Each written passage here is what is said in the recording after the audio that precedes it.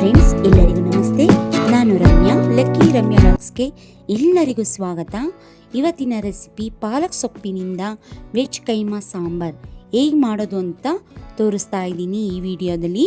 ಇದು ಚಪಾತಿ, ಪೂರಿ, ಮುದ್ದೆ, ಅನ್ನ ಎಲ್ಲಕ್ಕೂ ಒಂದೊಳ್ಳೆ ಸೂಪರ್ ಕಾಂಬಿನೇಷನ್ ಅಂತ ಹೇಳ್ಬೋದು.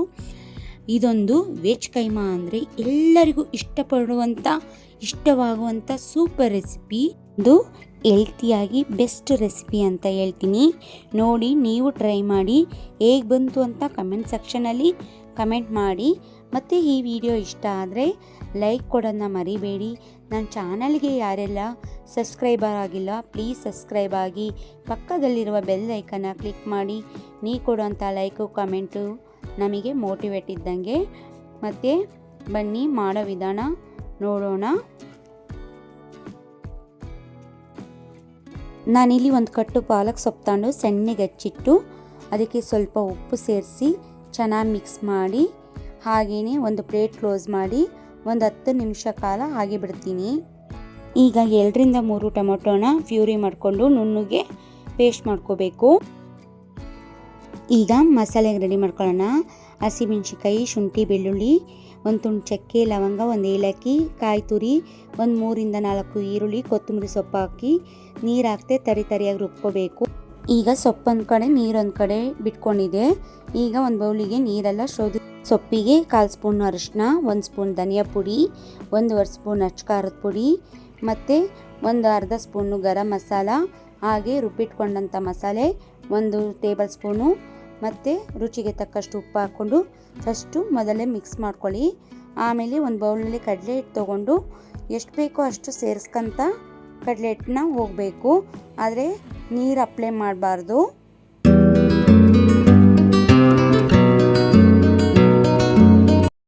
ನೋಡಿ, ಈ ಥರ ಕಲಿಸ್ಕೊಂಡ್ಮೇಲೆ ನಾವು ಉಂಡೆ ಮಾಡಿದರೆ ಉಂಡೆ ಕಟ್ಟಕ್ಕೆ ಬರಬೇಕು.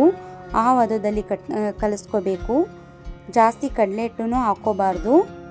ಒಂದು ತಟ್ಟೆಗೆ ಎಣ್ಣೆ ಸವರಿ ಎಲ್ಲನೂ ಉಂಡೆ ಮಾಡಿ ತಟ್ಟೆಗೆ ಇಟ್ಕೋಬೇಕು. ನಂತರ ಒಂದು ಬಾಣಲೆಗೆ ಸ್ವಲ್ಪ ಎಣ್ಣೆ ಹಾಕಿ ರುಬ್ಬಿರೋಂಥ ಮಸಾಲೆನ ಹಾಕ್ಕೊಂಡು ಚೆನ್ನಾಗಿ ಫ್ರೈ ಮಾಡ್ಕೊಳ್ಳಿ.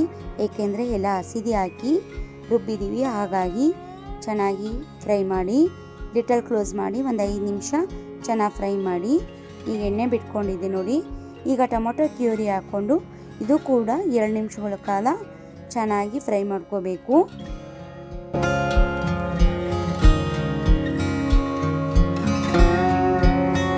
ಈಗ 2 ನಿಮಿಷ ಆಗಿದೆ ನೋಡಿ, ಸುತ್ತ ಎಣ್ಣೆ ಬಿಟ್ಕೊಂಡಿದೆ. ಈಗ ಒಂದು ಚೆನ್ನಾಗಿ ಮಿಕ್ಸ್ ಕೊಡೋಣ. ಈಗ ಇದಕ್ಕೆ ಸ್ಪೈಸಸ್ ಹಾಕೋಣ. 1 ಸ್ಪೂನು ಧನಿಯಾ ಪುಡಿ, 1 ಸ್ಪೂನು ಅಚ್ಚಕಾರದ ಪುಡಿ, 1 ಸ್ಪೂನ್ ಚಿಕನ್ ಮಸಾಲ ಮತ್ತು ಗರಂ ಮಸಾಲ ಹಾಕ್ಕೊಂಡು ಚೆನ್ನಾಗಿ ಮಿಕ್ಸ್ ಕೊಡೋಣ. ಮತ್ತು ರುಚಿಗೆ ತಕ್ಕಷ್ಟು ಉಪ್ಪು ಹಾಕ್ಕೊಳ್ಳೋಣ.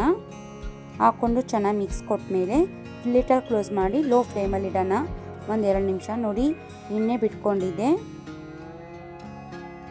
ಈಗ ಇದನ್ನು ಸೊಪ್ಪನ್ನಿರುವ ನೀರನ್ನು ತೆಗೆದಿದ್ವಲ್ಲ ಅದನ್ನು ಹಾಕ್ಕೊಳ್ಳೋಣ. ಹಾಕ್ಕೊಂಡು ಚೆನ್ನಾಗಿ ಮಿಕ್ಸ್ ಮಾಡಿ. ಈಗ ನಮ್ಮ ಗ್ರೇವಿ ತಕ್ಕಂತೆ ಸ್ವಲ್ಪ ನೀರನ್ನು ಆ್ಯಡ್ ಮಾಡೋಣ. ಜಾಸ್ತಿ ಹಾಕ್ಕೋಬಾರ್ದು, ಸ್ವಲ್ಪ ಹಾಕ್ಕೊಂಡ್ರೆ ಸಾಕು. ಈಗ ಲಿಟಲ್ ಕ್ಲೋಸ್ ಮಾಡಿ ಒಂದು 5ರಿಂದ 10 ನಿಮಿಷ ಚೆನ್ನಾಗಿ ಕುದಿಸೋಣ. ಈಗ ಪಾಲಕ್ ಸೊಪ್ಪಿನಿಂದ ಉಂಡೆ ಮಾಡೋಂಥ ತಟ್ಟೆನ ಕಡಾಯಿ ಮೇಲೆ ಹಾಗೆಯೇ ಇಟ್ಟು ಸ್ಟೀಮ್ ಮಾಡೋಣ. ಒಂದು ಲಿಟಲ್ ಕ್ಲೋಸ್ ಮಾಡಿ ಒಂದು 5 ನಿಮಿಷ ಸ್ಟೀಮ್ ಮಾಡಿದರೆ ನೋಡಿ ಎಲ್ಲ ಹಬೆ ಬರ್ತಾ ಇದೆ. ಇಷ್ಟು ಬೆಂದಿದ್ರೆ ಸಾಕು. ನೋಡಿ, ಕುದಿನೂ ಬಂದಿದೆ ಸಾಂಬಾರು ಕೂಡ. ಈಗ ಒಂದೊಂದೇ ಪಾಲಕ್ ಕೀಮನ ಉಂಡೆಗಳನ್ನ ಅದರಲ್ಲಿ ಸಾಂಬಾರೊಳಗೆ ಬಿಡೋಣ. ಬಟ್ ಉರಿ ಮಾತ್ರ ಲೋ ಫ್ಲೇಮಲ್ಲೇ ಇಟ್ಕೊಳ್ಳಿ. ಮತ್ತು ಈಗ ಸ್ವಲ್ಪ ಗ್ರೇವಿ ಎಲ್ಲ ಪಾಲಕ್ ಕೈಮಾ ಮೇಲೆ ಉಂಡೆಗಳ ಮೇಲೆ ಅಪ್ಲೈ ಮಾಡ್ತಾ ಇದ್ದೀನಿ. ಈಗ ಒಂದು 5 ನಿಮಿಷ ಲೋ ಫ್ಲೇಮಲ್ಲಿ ಇಟ್ಟು ಕುದಿಸಿದ್ರೆ ಹೆಲ್ತಿಯಾದ ಪಾಲಕ್ ಕೈಮಾ ಸಾಂಬಾರು ರೆಡಿಯಾಗಿರುತ್ತೆ. ತುಂಬ ಟೇಸ್ಟಿಯಾಗಿರುತ್ತೆ.